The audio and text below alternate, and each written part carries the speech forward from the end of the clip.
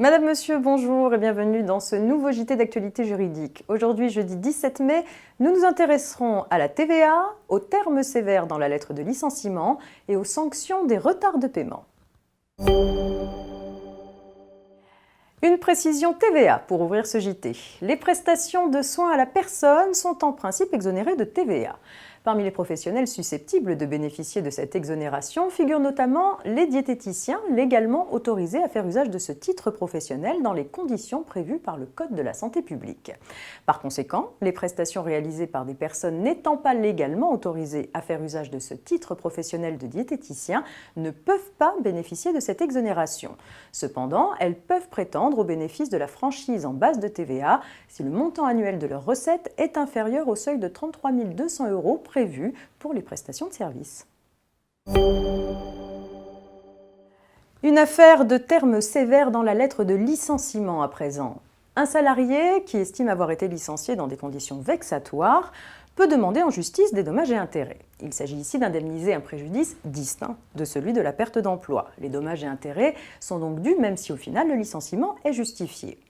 Pour obtenir de tels dommages et intérêts, le salarié doit pouvoir démontrer les conditions vexatoires. Dans cette affaire, un salarié directeur général se plaignait des termes particulièrement sévères de sa lettre de licenciement et des conditions qui avaient entouré son licenciement et sa mise à pied conservatoire. Sa réputation salie, son dénigrement, un audit intrusif pour sa vie privée, une privation d'accès aux mails et à la carte bleue professionnelle. Pour autant, compte tenu de la série de fautes et de malversations commises par le salarié, telles que le financement de nombreuses dépenses personnelles avec sa carte bleue professionnelle, le vol de matériel et la passation de contrats dans des sociétés où son épouse avait des intérêts, les juges ont considéré que la sévérité des termes de la lettre de licenciement ne revêtait pas un caractère vexatoire. Les sanctions des retards de paiement pour terminer. Les délais de paiement des entreprises ne doivent pas dépasser 60 jours à compter de la date de la facture ou 45 jours fin de mois.